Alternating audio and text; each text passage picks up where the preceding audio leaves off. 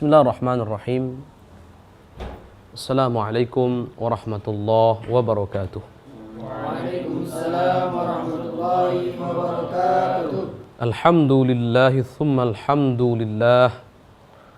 Wassalatu wassalamu ala sayyidina rasulillah Sayyidina Muhammad ibn Abdillah wa ala alihi wa sahbihi wa man walah wa la hawla wa la quwwata illa billah. Amma ba'd. Anak-anakku, para santri semuanya, kaifa halukum? Alhamdulillah bi khairin wa afiyah bi barakati du'aikum.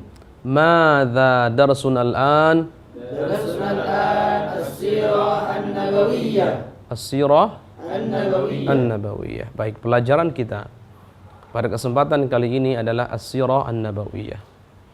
Sejarah tentang makhluk paling mulia, manusia agung, junjungan kita semuanya, yang wajib kita cintai, wajib kita teladani, dan kita harapkan syafaatnya yaumul qiyamah nanti, Nabi kita, Nabi Muhammad sallallahu alaihi wasallam. Dan kitab yang kita kaji masih kitab Fiqh Sirah An-Nabawiyah, dan kami berharap semoga Allah memberikan kemudahan untuk kita semuanya untuk menyelesaikan kajian kitab ini sampai akhir halaman dari kitab Fiqh Sirah ini nanti. Tentu kitab ini adalah kitab yang ditulis dikarang oleh Syekh Al-Imam Al-Alim Al-Allamah Muhammad Sa'id Ramadan Al-Buti rahimahullah ta'ala. Pada pertemuan terakhir kita telah sama-sama mempelajari, telah sama-sama memahami, mengetahui bagaimana keadaan bangsa-bangsa yang hidup di sekitaran bangsa Arab, mulai dari Persia, mulai dari Romawi, begitu pula dengan Hindia, begitu pula dengan Yunani. Ini semuanya sudah kita pelajari. Bagaimana keadaan bangsa-bangsa ini. Kemudian pada pertemuan lalu pula kita sudah sama-sama mengetahui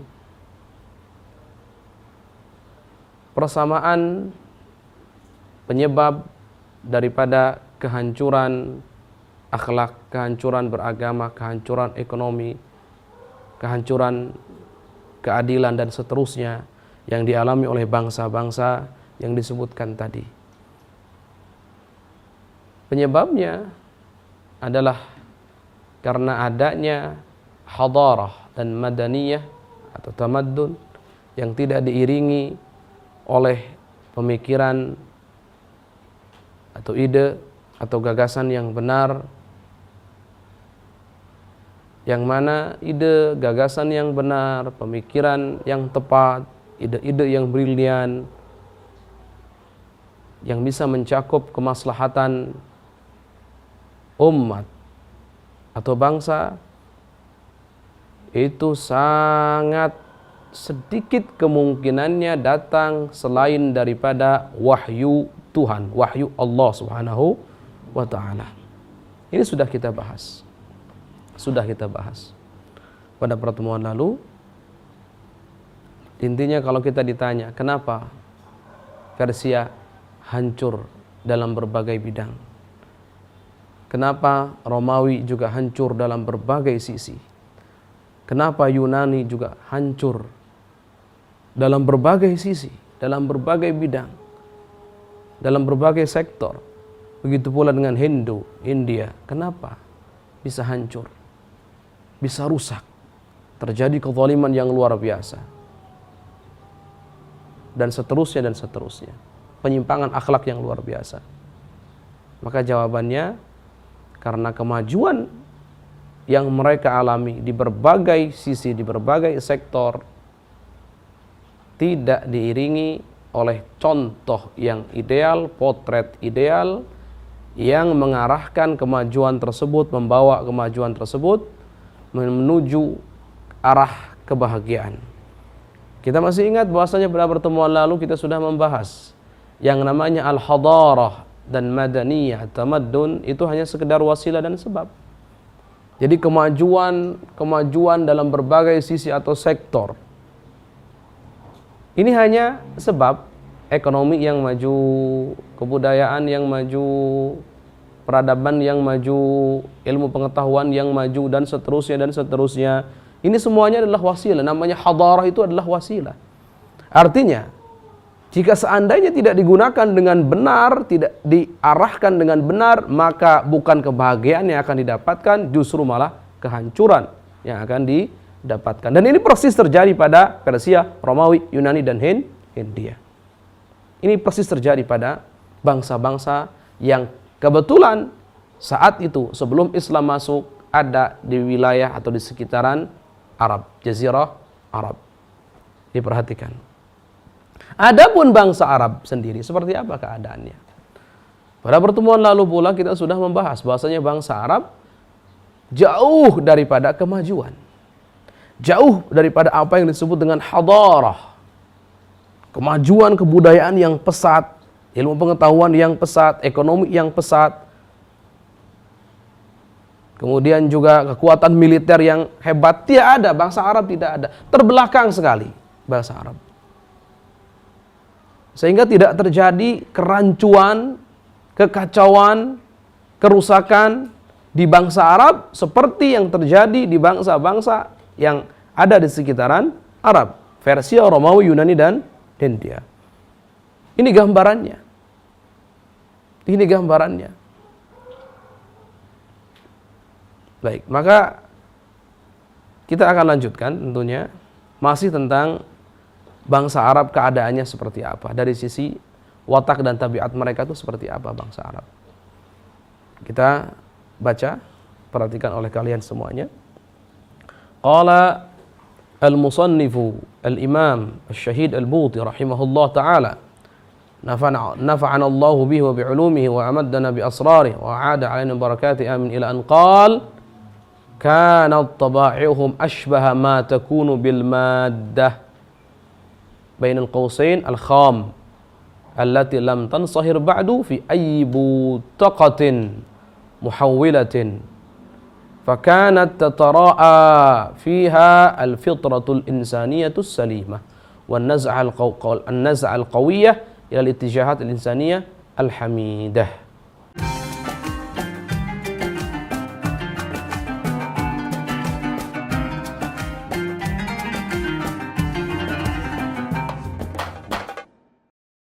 Ingin mendapatkan kumpulan lengkap seputar Tanya Jawab bersama Buya Yahya? Dapatkan segera buku Buya Yahya Menjawab. Berisikan kumpulan tanya jawab seputar problematika umat yang dikemas secara jelas, lugas, dan ringkas.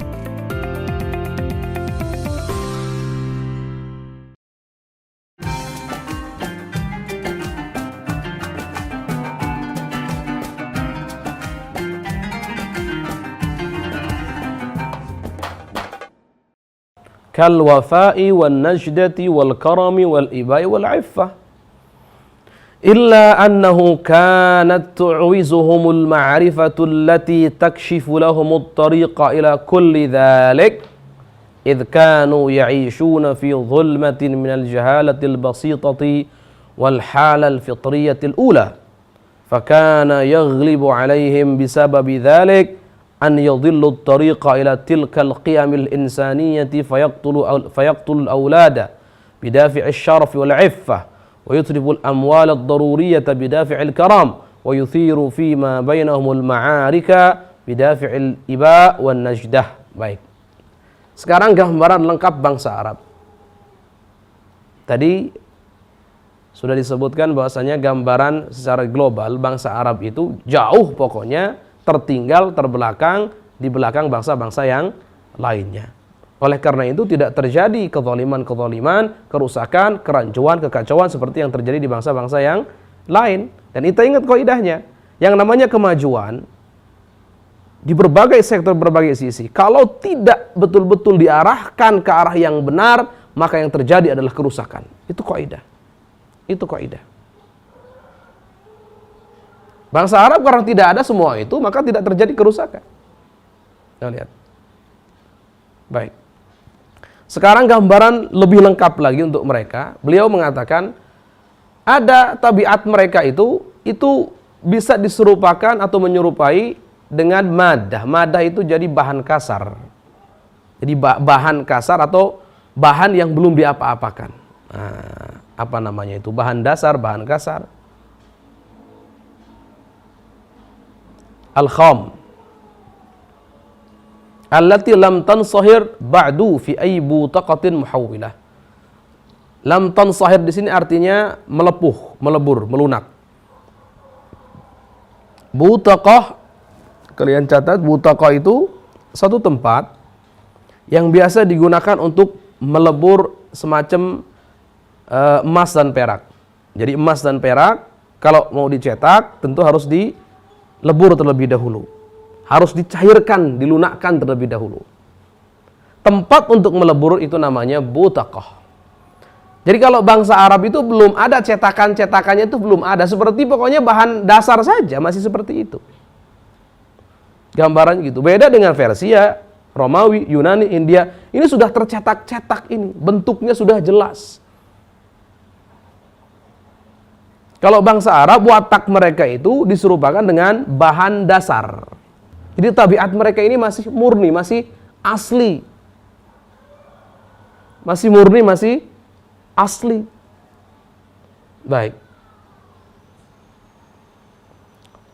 Makanya di sini dikatakan fakanat tatara'a fiha al-fitratul insaniyah salimah. Makanya nampak sekali di dalam bangsa Arab itu ada fitrah kemanusiaan yang sehat, yang selamat, yang benar, yang lurus. Kita semuanya punya fitrah. Dan manusia itu secara fitrah, kalau ikut fitrah yang selamat, betul-betul mudah bagi seorang manusia membedakan mana yang baik, mana yang tidak baik. Dan kecenderungannya pasti kepada yang baik secara fitrah. Ini bangsa Arab ini masih dalam fitrah manusiawi yang selamat. Karena fitrah itu ada dua, ada fitrah salim, ada fitrah musyawwah atau fasidah. Ada fitrah yang namanya fitrah kita yang selamat, yang masih normal, masih murni, bahasa kita gitu. Ada fitrah yang memang musyawwah, yang sudah rusak, sudah kacau, sudah tidak ada lagi itu namanya hati nurani, tidak ada lagi, rusak sudah. Kalau bangsa Arab ini masih murni. Wan naz'al qawiyah ila al-ittijahat al-insaniyah al-hamidah. Bahkan kecenderungan yang kuat mereka miliki kepada arah kemanusiaan yang mulia. Allah. Ini bangsa Arab. Kal wafa contohnya, mereka itu wafa itu ada. Wafa itu ada. Wafa itu bahasa kitanya balas budi, bisa. Itu wafa namanya. Wafa, balas budi. Jadi kalau dibaiki ya baik bangsa Arab itu. Zaman dulu. Orang ketika dibaiki seakan-akan punya hutang. Hutangnya itu harus dibalas. Namanya balas budi. Wafa itu namanya. Wafa. Masya Allah. Bangsa Arab punya wafa. Atau paling tidak wafa itu melaksanakan apa yang harus dilaksanakan. Menunaikan apa yang harus ditunaikan. Itu juga wafa.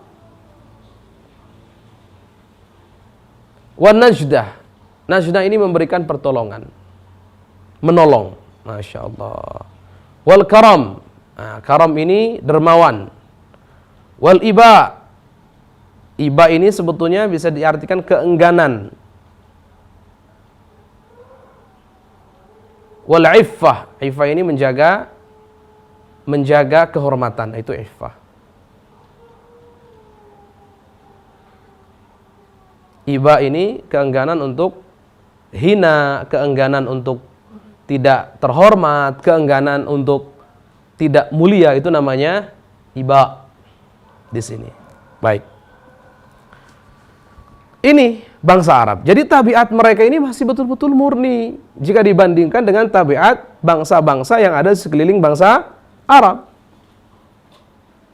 Makanya fitrah mereka pun masih fitrah yang selamat, fitrah manusiawi betul. Dan bahkan kecenderungan mereka sangat kuat kepada arah-arah kemanusiaan yang mulia. Nah, contohnya apa? Ya tadi disebutkan. Wafa, masih balas budi, melaksanakan apa yang harus dilaksanakan. Lihat, ini bangsa Arab.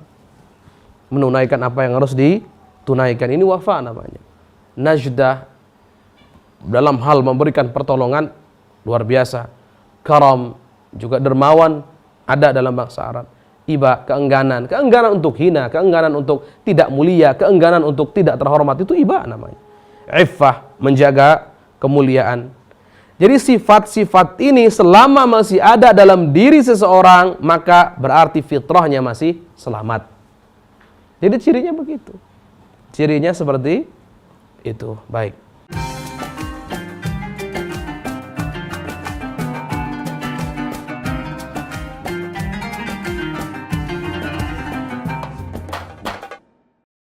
Ingin tambah ilmu dan wawasan Islam meskipun di rumah aja? Yuk like dan follow fanpage terbaru Buya Yahya Official. Sebar seluas-luasnya agar semakin banyak yang mendapatkan manfaatnya.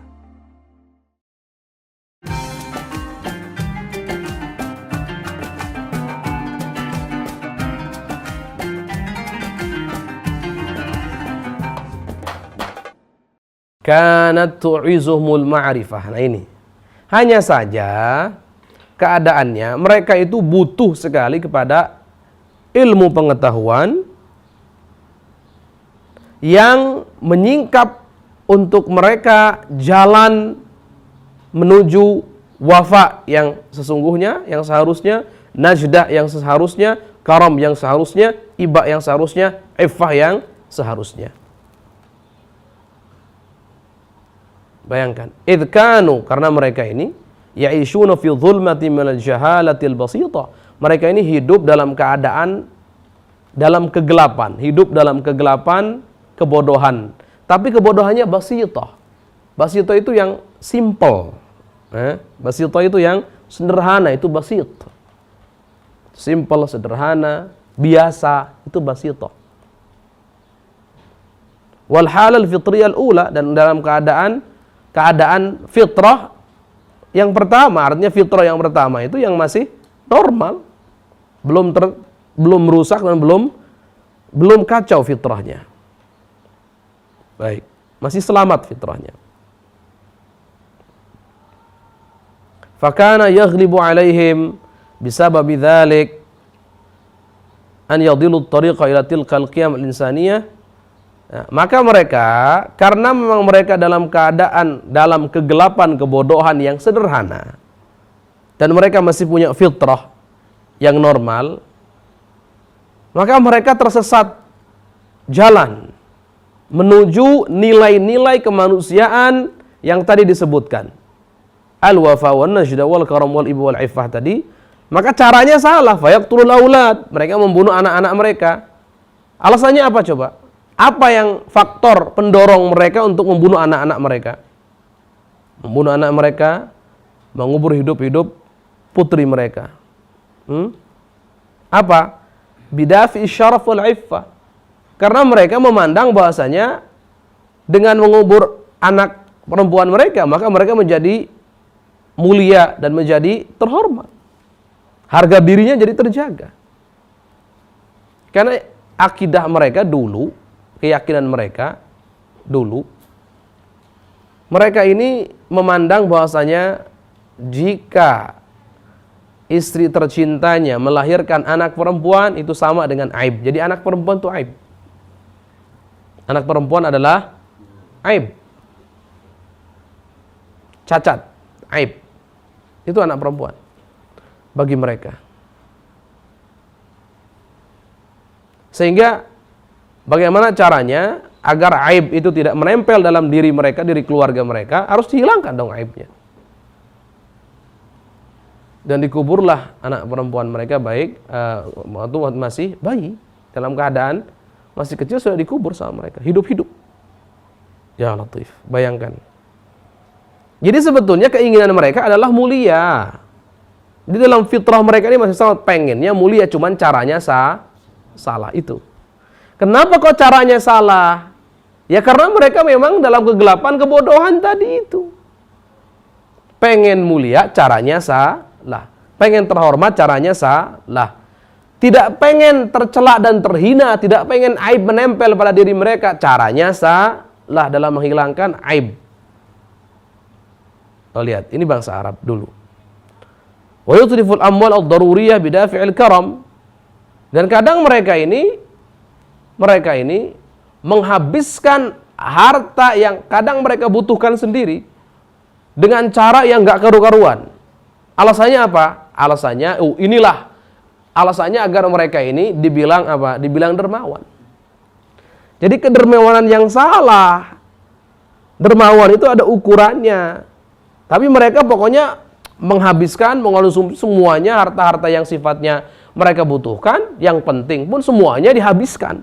Demi apa? Demi dibilang dermawan. Bagus, ada keinginan untuk dermawannya. Iya, tapi caranya salah. Ini bangsa Arab. Bahkan di antara mereka ini saling menyalakan api peperangan antara kabilah yang satu dengan kabilah yang lain. Bayangkan. Kenapa mereka kok sampai menyalakan api peperangan? Kalian tahu alasannya, faktornya karena mereka al-iba wan najd. Karena mereka tidak mau terhinakan dan najdah. Karena mereka hujahnya, dalilnya adalah pertolongan. Bangsa Arab dulu itu kabilah-kabilahan. Dan bisa dibayangkan. Contoh, ada satu di antara mereka yang dilukai atau yang dizalimi, maka satu kabilah ini akan berdiri di belakang orang yang terzalimi, yang termasuk dari kabilahnya ini, untuk membela dengan alasan sebagai pertolongan dan tidak mau ada kehinaan yang nempel pada diri mereka. Bayangkan. Terlepas dari orang ini yang dibela benar apa salah, itu nggak mikir mereka, nggak penting. Seandainya yang dibela salah karena itu termasuk daripada golongannya, kaumnya, tetap akan dibela. Itu kelompok bangsa Arab dulu. Lu lihat, membelanya bagus. Tidak mau terhina bagus. Tapi caranya salah. Jadi lihat, perbandingannya bangsa Arab saat itu, tujuannya semuanya baik. Yang diinginkan semuanya baik. Hanya caranya yang salah. Beda dengan bangsa-bangsa yang hidup di sekeliling bangsa Arab saat itu. Yang memang rusak, kacau, carut, marut, amburadul, semuanya ada. Dalam perkara akidah atau beragama. Ada berbagai macam agama yang saling berseteru satu sama lain. Seperti yang terjadi di Persia. Akhlak pun sudah hancur. Nilai-nilai akhlak sudah diabaikan semuanya. Bagaimana seorang wanita menjadi diperbolehkan untuk dinikmati bersama-sama, untuk dimiliki bersama-sama. Bagaimana seperti itu? Apakah ini kemuliaan? Tidak. Tidak beda dengan hewan biasa. Dipersilahkan begitu? Tidak. Bagaimana seorang wanita diperbolehkan dimiliki bersama-sama? Bagaimana harta benda diperbolehkan dimiliki bersama-sama? Ini bukan yang terjadi nanti, bukanlah kemaslahatan perdamaian, yang terjadi adalah ribut terus, tidak akan ada ujungnya. Ini merasa berhak, ini merasa berhak, ini butuh, ini ingin menggunakan, ini ingin menggunakan. Apa yang terjadi? Peperangan dan peperangan yang akan terjadi, dan seterusnya. Tapi bangsa Arab selamat dari perkara-perkara kekacauan, kerancuan yang sangat, kerusakan yang sangat tadi, karena mereka masih memiliki fitrah yang selamat. Tujuan mereka selalu baik, keinginan mereka selalu baik, hanya caranya yang salah. Ini perbedaannya. Baik, mungkin kita cukupkan pelajaran kita pada kesempatan kali ini. InsyaAllah kita akan lanjutkan dalam pelajaran-pelajaran kita yang akan datang. Semoga Allah Subhanahu wa taala memberikan kita semuanya ilmu yang bermanfaat, yang bisa mengantarkan kita kepada keridhaan Allah, keridhaan Rasulullah sallallahu alaihi wasallam.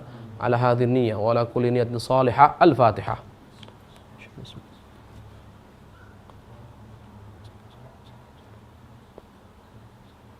Assalamualaikum warahmatullahi wabarakatuh.